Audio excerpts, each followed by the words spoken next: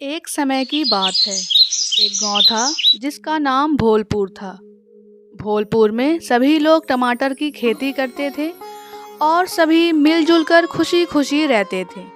लेकिन कुछ दिनों से गांव वालों की खेत से टमाटर की चोरी होने लगी। सभी लोग रात में अपने अपने खेतों में पहरा देते थे। एक रात सभी गांव वाले अपने अपने खेतों में पहरा दे रहे थे। तभी बहुत रात हो जाती है और राजू को थोड़ी थोड़ी नींद आने लगती है। वह वहीं खेत में ही सो जाता है।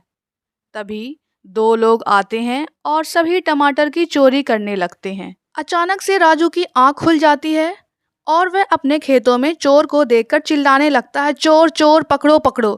तभी दोनों चोर भागने लगते हैं और साथ में गांव के लोग भी जुट जाते हैं और चोरों का पीछा करने लगते हैं।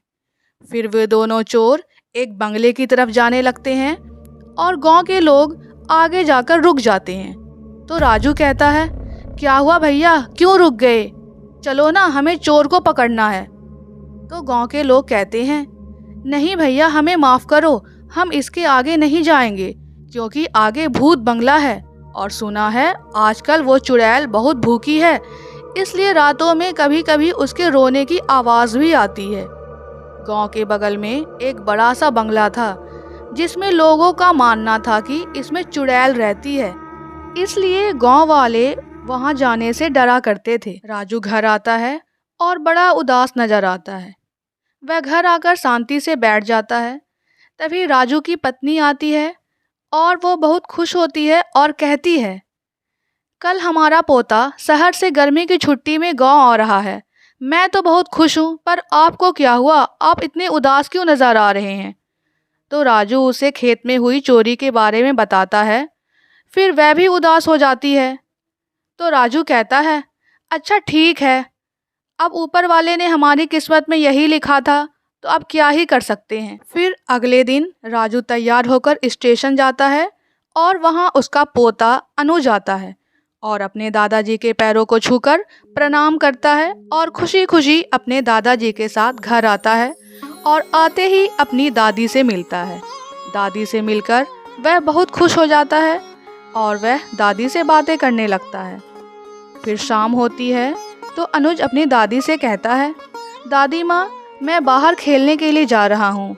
और वह बाहर खेलने के लिए चला जाता है। वहाँ वह 3 दोस्तों से मिलता है जो कि बैडमिंटन खेल रहे थे। अनुज वहाँ जाकर खड़ा हो जाता है। उसमें से एक लड़की बोलती है, तुम कौन हो? तुम इस गांव में नए से लगते हो।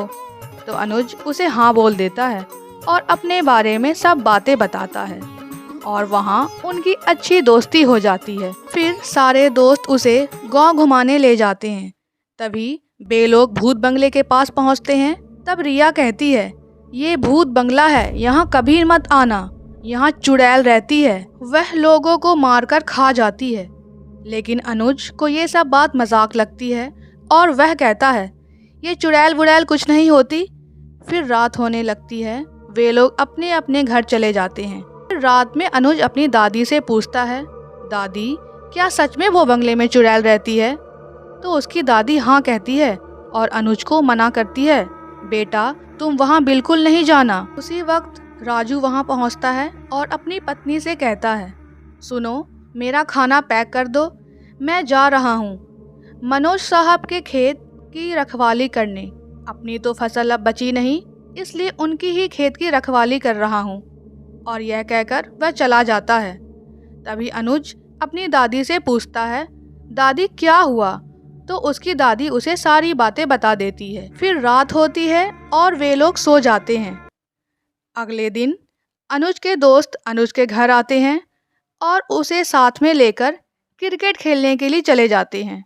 वे लोग क्रिकेट खेल ही रहे थे कि अली बहुत जोर का बल्ला चलाता है और गेंद वो भूतिया बंगले के अंदर चली जाती है। सभी बच्चे डर जाते हैं कि अब क्या होगा। तो अनुज कहता है, अरे तुम लोग डरते क्यों हो? मैं हूँ ना, मैं जाऊँगा अंदर और गेंद लेकर आऊँगा। लेकिन अली मना करता है और कहता है, मत जा दोस्त, वहाँ चुड़ैल है। तो वह लोग थोड़ी देर रुक जाते हैं। फिर रिया कहती है, अच्छा ठीक है, अनुज अकेला ही क्यों जाएगा? क्यों ना हम सब साथ में चलें। सभी को रिया की बात सही लगती है और वे लोग गेंद ढूंढने के लिए भूत बंगले के अंदर साथ में चले जाते हैं। थोड़ी देर ढूंढने के बाद अनुज को गेंद मिल जाती है और वो जैसे ही गेंद लेने के लिए जाता है, वे लोग देखते हैं कि यहाँ तो बहुत सारे टमाटर रखे हुए हैं और फिर वहाँ दो लोग बात कर रहे होते हैं कि ये सारे टमाटर तो आज पार्सल हो जाएंगे, तो आज रात हम लोग मनोज के खेत में डाका डालते हैं। ये बात ये चारों सुन लेते हैं और इन लोगों को पूरा माजरा समझ में आ जाता है। वे लोग जल्दी जल्दी गांव जाते हैं और अनुज की दादाजी को सारी बात बता देते हैं। तो अनुज के दादाजी कहते हैं, अच्छा तो ये मामला है। वे पूरे गांव वाले मिलकर प्लान बनाते हैं। तभी रात होती है। वे दोनों चोर आते हैं और गांव वालों के हाथों चढ़ जाते हैं।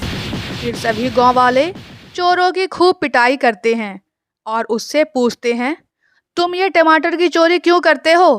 तो चोर कहता है, हम ये टमाटर चोरी करके बाजार में मोटे दाम में बेचते थे और हमने देखा कि वो बंगले में कोई नहीं रहता है, तो हम दोनों रेडियो की मदद से भूत वाली आवाज़ निकाला करते थे ताकि गांव वालों को ये लगे कि वहाँ चुड़ैल रहती है, और फिर गांव वाले चोरों को पुलिस के हवाले कर देते हैं और गांव वाले अनुज और उसके दोस्तों की तारीफ करते हैं।